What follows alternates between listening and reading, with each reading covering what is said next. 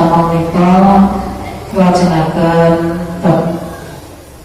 kalau ini menika kaitannya kalian bab haid, nifas, lan istihadah. Kalau ini sama dibunteranaken pengertian haid, nifas, istihadah lan liya-liyane. Nggih, sama menika nerangaken perkara kang haram dilakukan bagi orang yang sedang haid atau nifas. Bismillahirrahmanirrahim. Wa yahrumu lan haram bil haidi sebab haid wa nifasi lan nifas. Apa sama nyatu asya'a walu biro-biro perkara. As-sholatu siji yurba sholat, wasaumu lan poso, wa qiraatul qur'ani lan maca al-Qur'an, wa masul mushafi lan demek mushaf, wa hamluhu lan gowo mushaf, wa duhulil masjid lan mlebu masjid, wa tawafu lan tawaf, wa waqulan pati utawa jimat,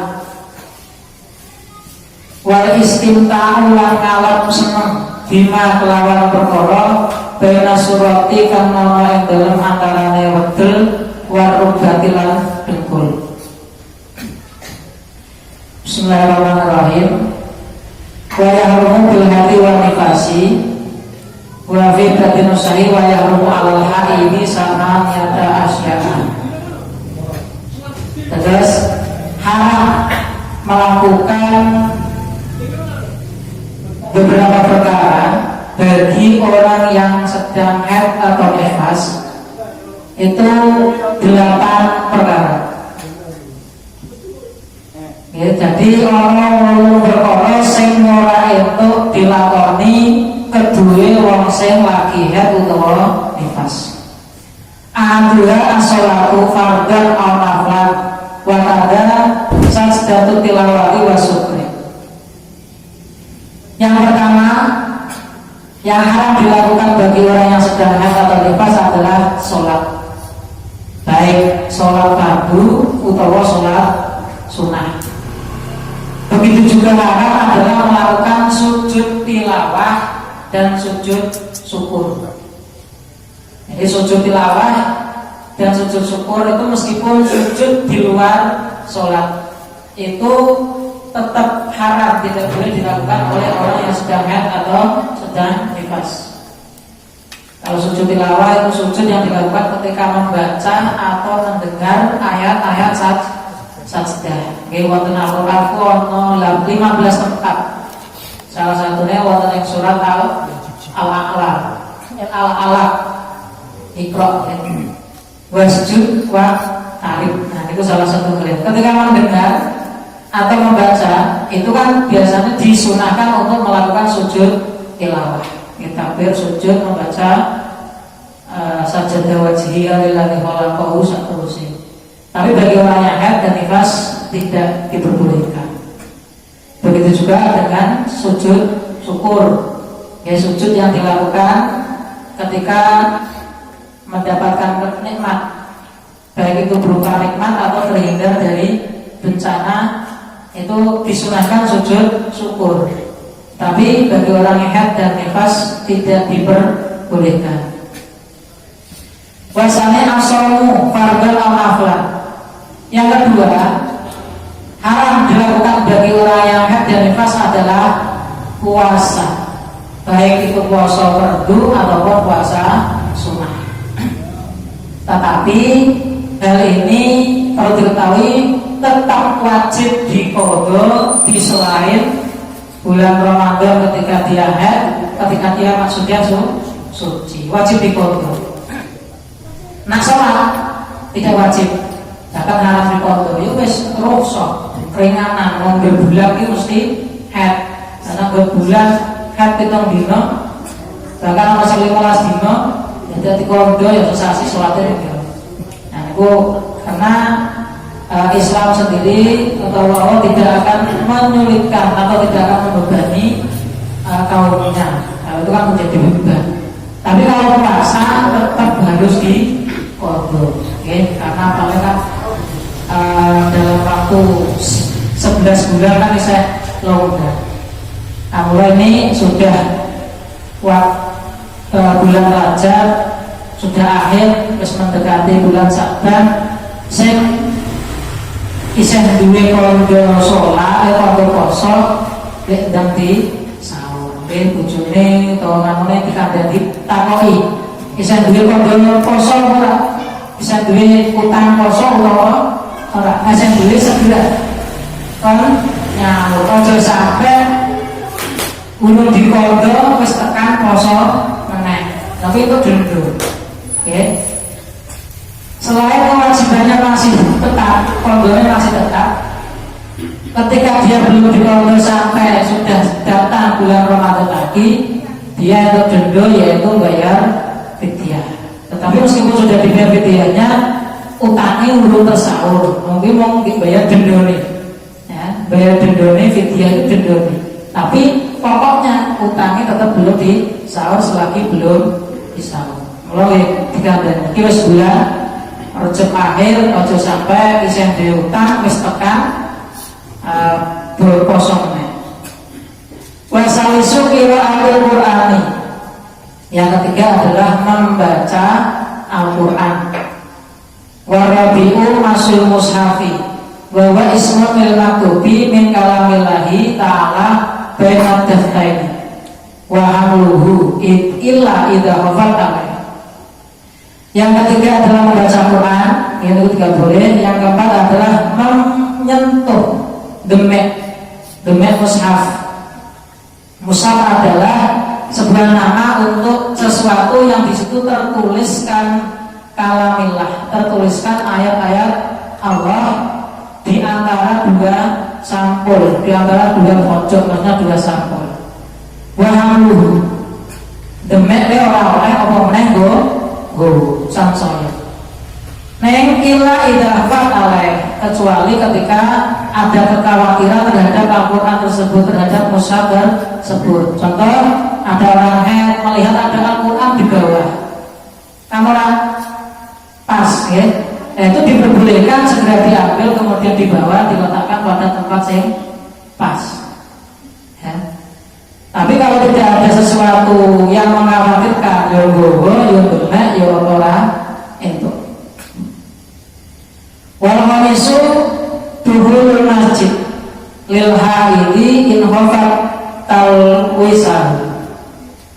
Yang kelima adalah haram bagi orang yang haid atau nifas masuk masjid. Masuk masjid kecuali ketika dia khawatir akan gopai masjid, ngotori masjid. Jadi nak mau lewat, nak khawatir dia gopai dilarang. Tapi nak lewat dia mantap orang bakal gopai, contoh sudah memakai pembalut dan sebagainya, mau lewat tok, masuk tok, sampai orang iktikaf, orang luksu di situ, maka diperbolehkan. Ya sekedar lewat. Wasadisu atau fardhu al-naflan. Yang keenam adalah haram bagi wanita haid atau nifas melakukan tawaf, baik itu tawaf yang fardu ataupun tawaf yang sunnah. Ya, karena pada dasarnya tawaf itu disyaratkan adalah harus dalam keadaan suci. Ya, jadi orang yang haji, yang disyaratkan dalam keadaan suci itu hanya tawaf. Yang lain tidak, contoh wukuf, kemudian yang lain sa'i, itu hadas gak apa-apa. Artinya gak apa-apa, ya tetap sah. Cuma tetap sunahnya tetap dalam keadaan suci. Ini nak tawaf, ya, menurut madzhab Imam Syafi'i itu harus dalam keadaan suci. Mulai ini ada beberapa masalah. Ketika ada orang yang haji, jenenge haji kan waktunya tertentu. Padahal haji orang iso ditentukan kapan mentuni. Dalam pas haji, pas jatah tawaf dia dalam keadaan haid. Itu bagaimana? Ketika dia memungkinkan menunggu sampai waktu suci, ya ditunggu sampai waktu suci baru tawaf. Contohnya tawaf ifadah itu tawaf yang wajib. Nah tawaf yang rukun mungkin masih bisa diganti dengan junda. Tapi kalau tawaf yang rukun, tawaf ifadah, ini nama tawaf kan berarti rukunnya kurang. Nah rukunnya kurang, hajinya orang sah. Nah, maka di sini ada rusak atau ada ketika madhabnya Imam Syafi'i mutlak tidak boleh, maka harus mengulang tahun depan dan lain sebagainya. Tetapi ada rusak kita diperbolehkan dalam suatu basul masail ada dijelaskan boleh kita intiqalat, yaitu madhabnya Imam Hanafi yang membolehkan tawaf tanpa dalam keadaan suci. Jadi dalam waktu tertentu dengan catatan ketika dia tidak tawaf pada waktu itu dia akan ditinggal rombongannya. Ya kan malah bahaya yang bunuh diri. Ya, makanya Yus tawaf dengan catatan dia Yus intikal madhabi Hanafi yang membolehkan tawaf dalam keadaan berhadas.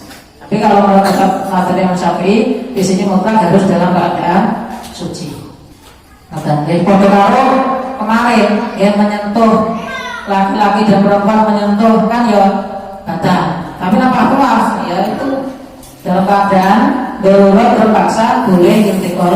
Madhabnya Maliki yang membolehkan menyentuh laki-laki dan perempuan itu tidak membatalkan atau tidak hadas, artinya tidak membatalkan wudhu dan sebagainya. Maka dia masalah tawaf dia bisa terus lagi.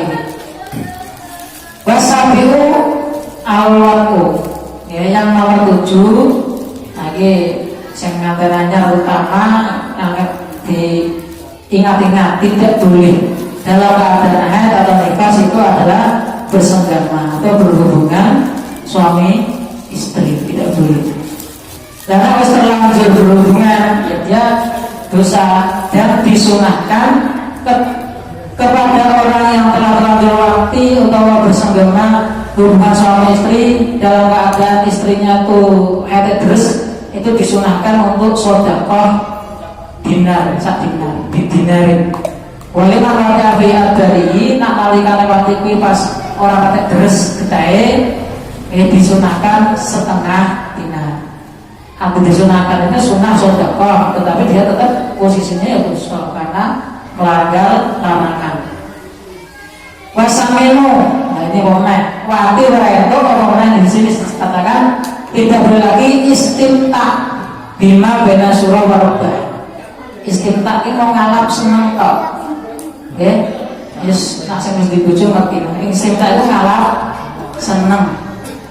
Tidak boleh ngalap seneng oleh istimta di antara surah warubah, di antara perut dan dengkul. Selain mati, bukan jima yang mau ngalap seneng tok di antara kita ngelus-ngelus atau piye ngomongnya, tidak boleh bagi orang yang head. Nah, minallah neng fala ya'rumu al-istimta'u bihima wala bima fawqihima awal mutar wisari muhammad.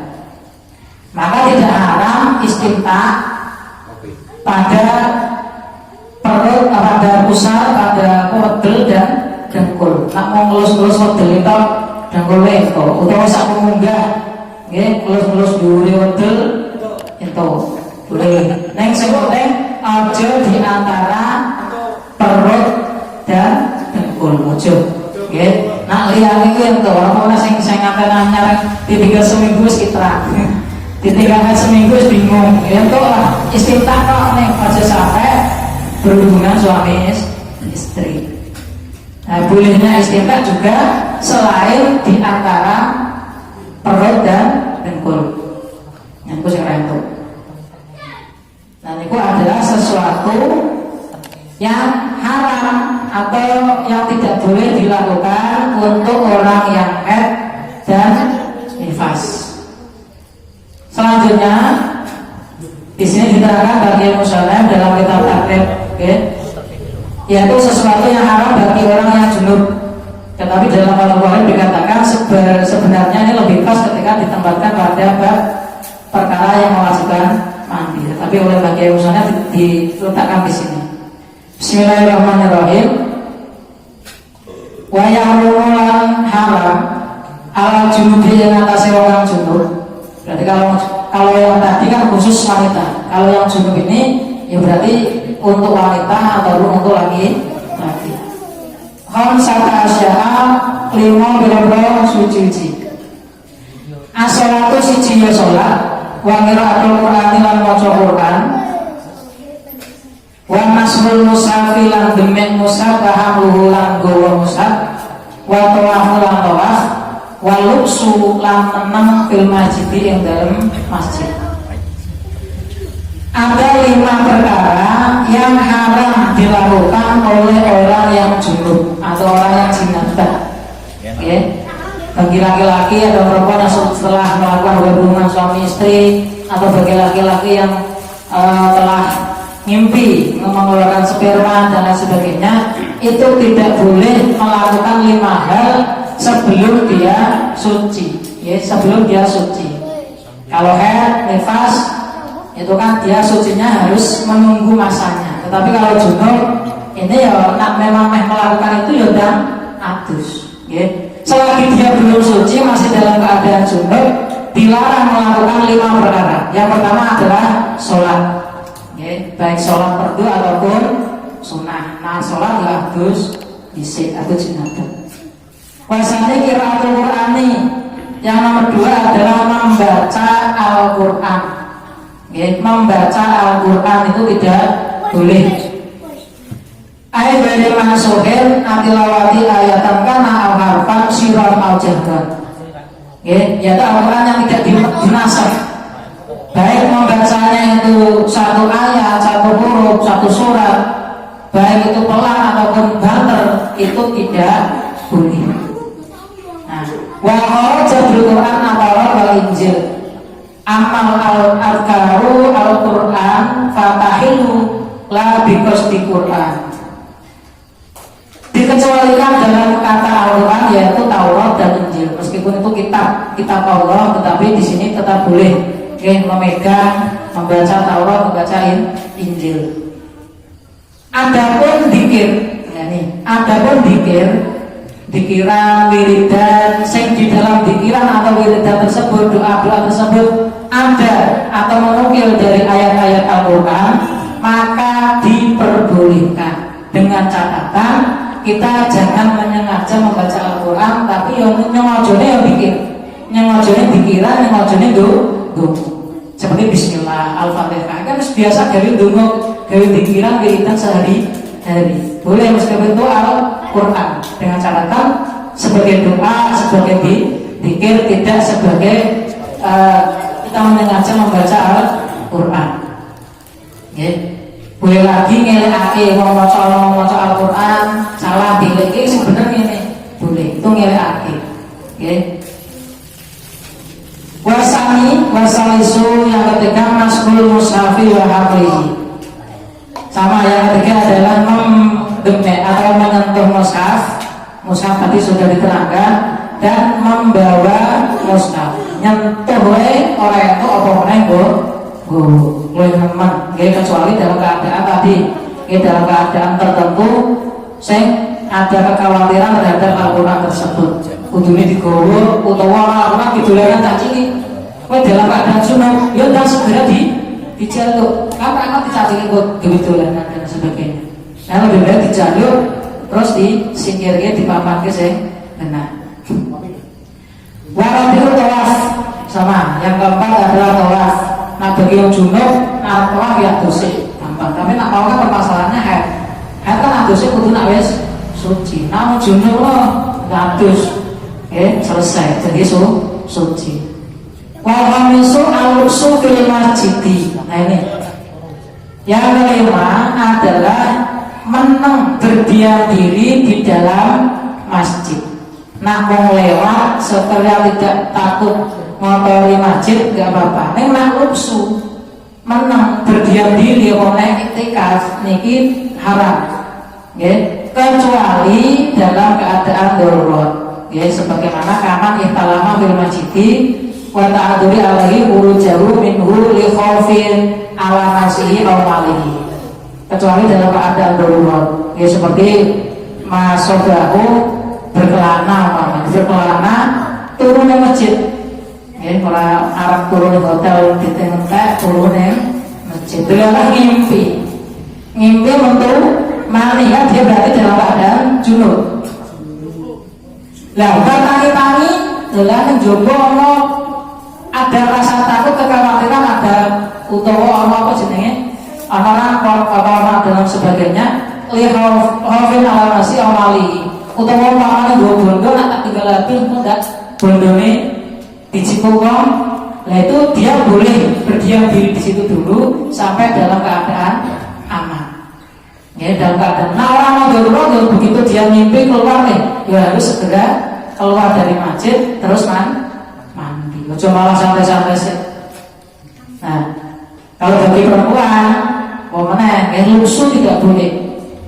Lusuh tidak boleh. Kalau mau lewat, tapi dengan catatan dia tidak khawatir akan mengotori masjid boleh. Neng nak berdiam diri tidak boleh di masjid. Amma udhul wajib mawar baru minugari muksin kalayah rum bal wala yukrohu fil asah.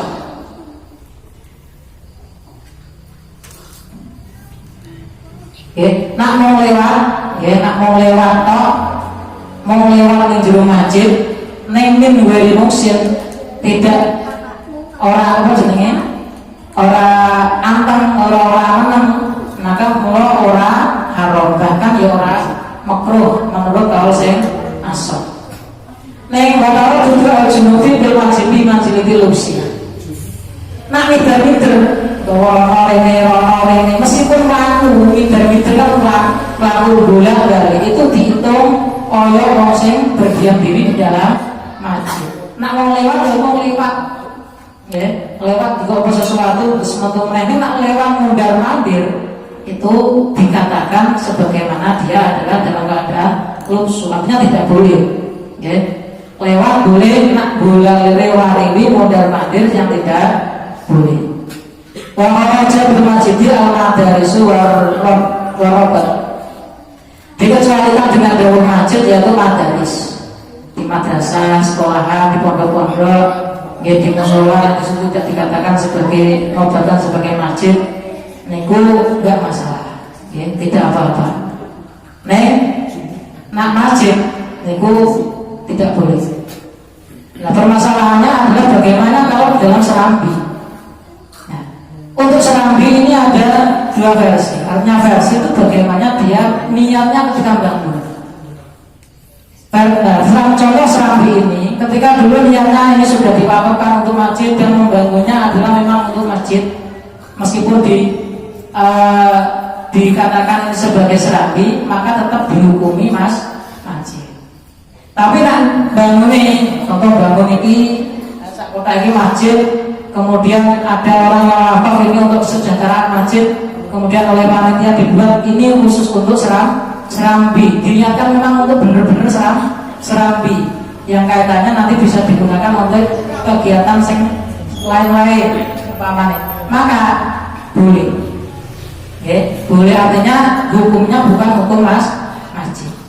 Jadi seperti orang masjid, pinggir orang madrasah itu kan memang awalnya memang ditunjuk dibangun untuk madrasah, tidak masalah. Seperti di depan ini ada wakaf untuk masjid, untuk kesejahteraan masjid, kemudian oleh panitia dibuat untuk lahan kegiatan bukan dibangun sebagai masjid, maka tidak dihukumi sebagai masjid. Nah itu betul hati-hati. Mulai yang kudu hati-hati biasanya nak serambi itu biasanya katut dalam kategori masjid. Nah mulai ini perlu dikritik sing luwih ngerti sing biar pas bangun niate utawa wong sing wakaf utawa wong sing panitiane imam masjid di sini bagaimana dulu itu harus diteliti. Ini serambi ini statusnya memang khusus memang untuk serambi atau memang masuk dalam kategori bangunan masjid. Kalau masuk dalam kategori bangunan masjid sama hukumnya dengan masjid. Artinya tidak boleh bagi orang junub, bagi orang yanger itu luksu berdiam diri di sini meskipun serambi. Nah ini sudah dari maghrib. Nanti untuk yang untuk yang nifas itu ada 8, Yang junub itu ada 5 perkara yang dilarang.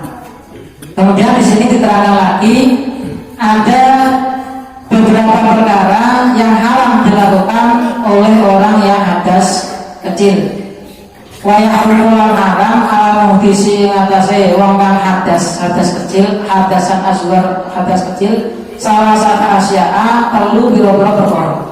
As-sholatu siji sholat wa tawafu lan wa tawaf wa mas'ul mushafi lan demek mushaf wa hamluhu lan gowo mushaf.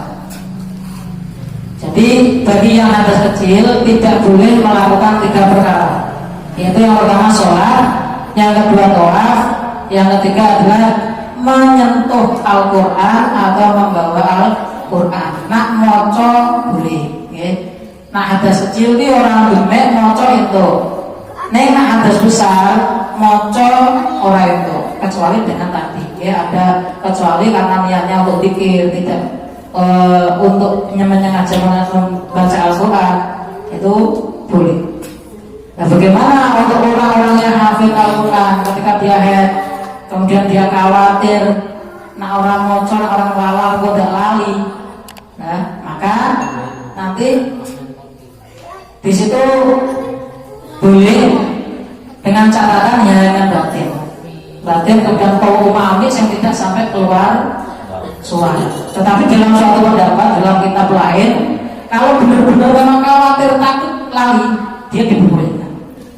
Kalau benar-benar dia wedi lali, nah orang deres itu tidak lali apalane, dia dibolehkan. Karena ada acara tersebut bagi orang yang hafid atau Al-Quran kan wajibnya deres ini masalah gimana lali, karena lali ini nanti ada hukum tersendiri, yaitu dosa. Wakada khariqatun wa sunduk fi mushaf, ya, tidak boleh membawa, yaitu meskipun di situ terdapat di peti atau tas yang isinya Al-Quran tok, tidak boleh. Tetapi nah isinya Al-Quran dan lain sebagainya, buku-buku lain, kemudian niat bawa tas, nah yang peti khusus isinya Al-Quran, ya tidak boleh. Wa yahiru amruhu fi amtiatin wa fi tafsirin aksara min Al-Quran. Boleh juga membawa Al-Quran dalam tafsir, atau artinya ada Al-Quran kan ada tafsir Al-Quran. Ketika tafsirnya itu lebih banyak, maka boleh. Ketika tafsirnya lebih banyak, maka boleh dibawa seperti tafsir Munir, tafsir Jalalan dan sebagainya, boleh. Tetapi kalau tafsirnya itu lebih sedikit daripada, mau kadang kan Al-Quran yang keterangannya sedikit ada, itu tidak boleh. Atau Quran terjemah, nah ini Quran terjemah itu bukan termasuk tafsir. Artinya Quran terjemah harus dibawa, disentuh bagi orang yang dalam keadaan suci. Dan boleh orang yang hadas bawa Quran meskipun itu Quran terjemah. Yang boleh adalah tafsir. Tafsir dengan terjemah beda. Perlu dipahami di situ. Wala yamna'ul mumayyizu al-mudas min masil musafir walau kan lidarasatin wa ta'limil Quran. Dan tidak dicegah, artinya boleh-boleh saja bagi orang sing mumayyiz, wong sing urung balik yang berhadas, dia boleh menyentuh Quran atau lauh itu berarti kertas atau apapun yang tertulis Al-Quran dengan catatan untuk kegiatan belajar mengajar, itu boleh. Ya boleh saja. Atau tak cilik yang intinya tujuannya ngaji dalam keadaan hadas itu diperbolehkan. Diperbolehkan membawa, menyentuh atau membawa Al-Quran ketika dia dalam keadaan atau dengan tujuan itu mengaji. Nah ini bagi orang yang ada. Jadi maka untuk guru, ya sekedar dia ngelak kalau dalam keadaan dia boleh, tetap ngajar boleh. Karena apa tujuannya adalah ngelak sing salah mau. Melu deloi nggak apa-apa, sebenarnya orang yang nyentuh. Kalau yang orang tapi kalau yang anak kecil yang mayis yang lagi belajar kok dia ada nyentuh pun boleh dengan catatan dia dalam taklum dalam kegiatan belajar mengajar. Nah ini kaitannya kalian larangan-larangan atau perkara yang diharamkan kepada orang yang haid, kepada orang yang nifas, kepada orang yang junub, ya, atau orang yang berhadas besar dan kepada orang yang berhadas kecil. Kalau yang berhadas kecil mau 3, sholat, tawaf, demek atau bawa Al-Quran tidak boleh. Kalau orang yang junub ada 5, sholat, maca Quran, macanya berapa? Orang itu bawa atau demek, tawaf dan berdiam diri di masjid. Kalau yang haid tadi ada 8. Yang pertama adalah sholat, puasa, membaca Al-Quran, demek atau membawa Al-Quran, masuk masjid ketika dia khawatir, kemudian tawaf, wati atau hubungan suami istri, dan yang ke-8 adalah istimtak baina surah wal rubah. Itu kaitannya dengan perkara yang haram dilakukan bagi orang yang haid dan nifas. Maka yang sakit kula aturaken kadang perlu tutup menawi wonten pertanyaan. Misal apa ya cewek iki haid lah terus gitu lagi neng ziarah lah niku hukumnya gimana? Kalau untuk ziarah boleh, tidak masalah. Sementing tadi, yang penting kan tidak di dalam masjid. Oke. Yang tidak boleh itu ketika dia di dalam masjid. Nah kalau masalah ziarah itu tidak ada larangan. Ini yang dapatkan masuk makam itu tidak ada. Nah, itu dia. Ini tidak masalah. Kalau dalam kitab lain yang tidak boleh lagi adalah ketika mendekati orang yang sakaratul maut, itu malah tidak boleh. Tapi untuk masalah ziarah masih boleh. Ada yang lain? Sing mati mah usul tapi mati balik. Ayo, Fred. Yang penting kan anak saya kan gitu. Apa jenenge udah orang dia ada pembalut, ada semuanya tidak sampai dia. Jadi misal apa janji boleh ya? janji boleh. Soalnya kan di dalam Al-Quran juga kan Dia berjanji itu kan sudah apa namanya sholawat sejarah. Ya mungkin kan cuma nukilan di awal tok seperti inna fatahna laka fatah mungkinnya mau itu tok. Lainnya kan sejarah-sejarah. Dan itu dibuat ya kita dan yang Al-Quran itu pun yang berkaitan juga dengan Nabi. Nampakkan lapakan mubina kemudian lakoja akum rasul menangusikum dan sebagainya. Jadi niatnya adalah kita sholawat kepada Nabi, bukan niat membaca Al-Quran.